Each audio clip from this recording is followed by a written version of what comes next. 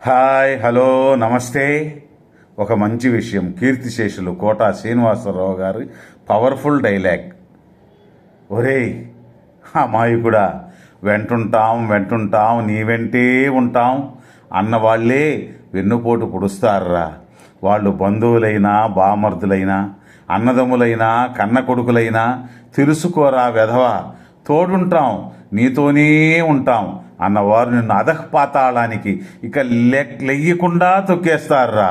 ఇకనైనా తెలుసుకోరా. అందరూ మన ముందర నటించే వాళ్ళేరా. అవసరం ఉన్నంత వరకు వేడుకుంటారా. వాళ్ళ అవసరానికి వాడుకుంటారా. అవసరం తీరిందో ఇక నీతో ఆడుకుంటారా. బంతాట ఆడుకుంటారా. నమ్మక ద్రోగులరా. అది మాత్రమే కాదురా, నువ్వు నాకేం చేశావు, నాకేం పెట్టావని చిన్న పెద్ద తేడా లేకుండా మాట్లాడుతారా. ఎందుకో తెలుసా? ఇప్పుడు వాళ్ళకు నీతో పని లేదురా. అది వాళ్ళ తప్పు కాదురా. వాళ్ళ చేతిలోని డబ్బు వాళ్ళని అలా మాట్లాడిస్తుందిరా, అలా ఆడిస్తుందిరా. అది నిరంతరం అనుకుంటారా వాళ్ళు.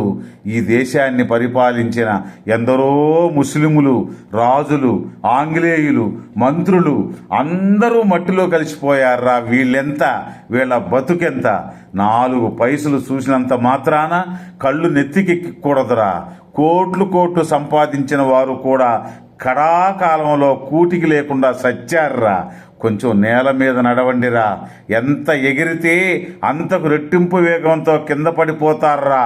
అన్నీ అవయవాలు విరిగి చస్తారా. కేవలం 200 రూపాయలకు గతి లేక 2 కిలోమీటర్లు నడిచి వచ్చి తీసుకున్న రోజులు మరిచిపోతే ఎలారా. ఓహో, ఇప్పుడు 2 కోట్లు చేరిందనా? అంతా ఒకరోజు మాయమైపోయే విషయం తెలుదురా. పాపం బురద జాతి. మిమ్మల్ని కుక్కలని, గాడిదలని అనకూడదురా. అవి యజమానికి విశ్వాసమైన జంతువులు. అందుకే మీరు బురద జాతి అని అంటున్నా. పందుల కంటే హీనమైనది ఏదైనా ఉంటే అది మీరేరా.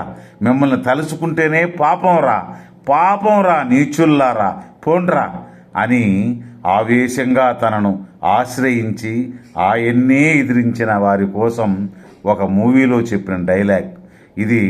ముమ్మాటికి నిజం. నా అనుభవంలో కూడా సేమ్ ఇలాగే జరిగింది. Thank you.